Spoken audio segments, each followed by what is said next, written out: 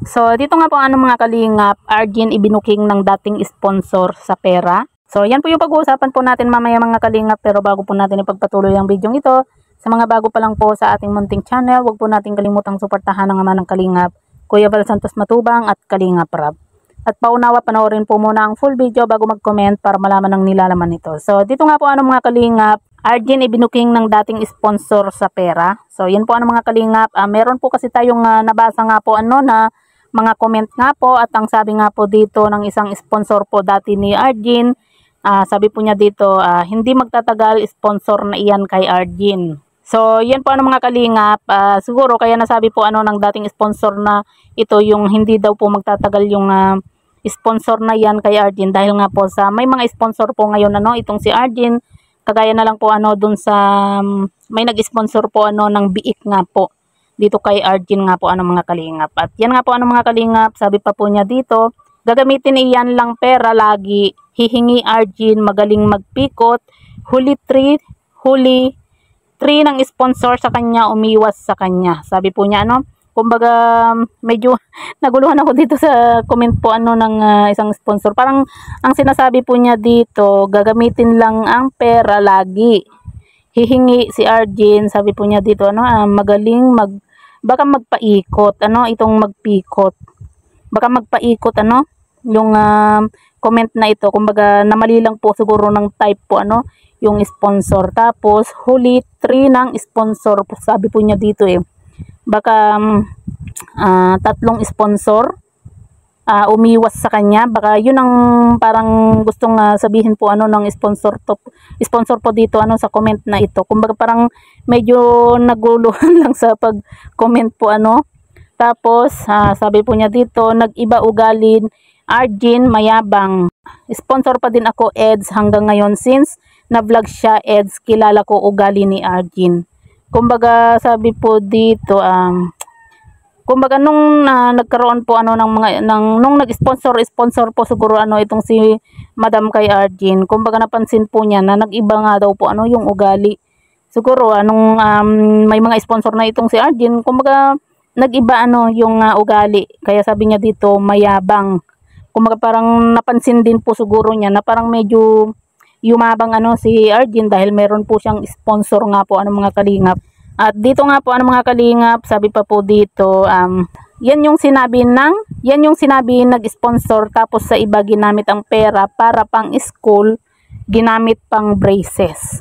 Kumbaga yung sponsor po mga kalingap, nagbigay ng pera dito kay Argin para sa pang school, pero ginamit ni Argin sa pang brace po niya Kaya parang nawalan po ng tiwala po yung sponsor po dati ni Argin, kaya parang umiwas na po sila sa kanya.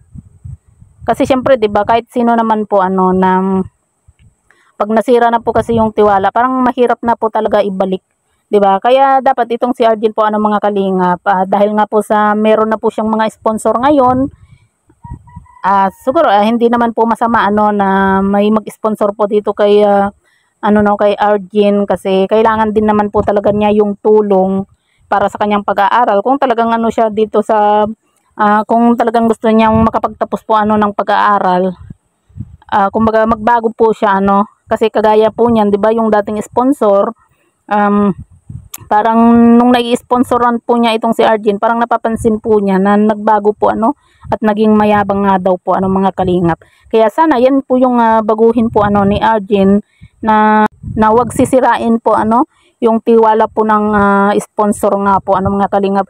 Kung sakali man po na bigyan po siya ng sponsor ng para sa kanyang pag-aaral, sana gamitin niya po talaga para doon, hindi yung binigyan siya ng pera para sa kanyang pag-aaral tapos gagamitin niya sa iba o sa pampaganda, sa kagaya na lang po niya nagbigay ng pera para sa pang school tapos ginamit sa pang brace. Kumbaga mas inuna pa po niya yung pang brace, na alam naman po niya na hirap po siya sa kanyang kumbaga sa mga gastusin para sa kanyang pag-aaral nga po.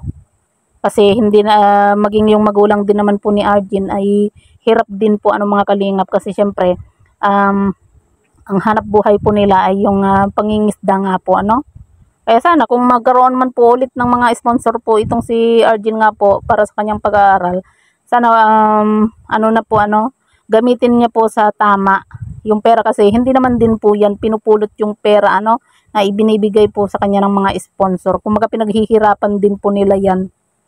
Kaya dapat wag po niyang sirain at wag maging mayabang. Kahit nasabihin po natin na marami na siyang sponsor, sana maging pa rin po siya humble. Kagaya po ng mga ibang angels, kagaya na lang po ni Carla, 'di ba? Kaya marami po yung mga nagmamahal dito kay Carla at hanggang ngayon napakarami pa rin po niyang sponsor kasi nga po nakikita po nila itong si Carla na napakabait. Kumbaga ang layo po kumbaga naikukumpara po tuloy natin yung si Carla at si Arjen kasi kahit na magpinsan po sila, ang layo po ng ugali po nila kasi si Arjen siya yung tawag dito, matapang, talagang siya palaban, lalo na pagdating sa mga basher po palaban talaga itong si Arjen. Pero itong si Carla, kahit na may mga basher po siya, degma lang, 'di ba?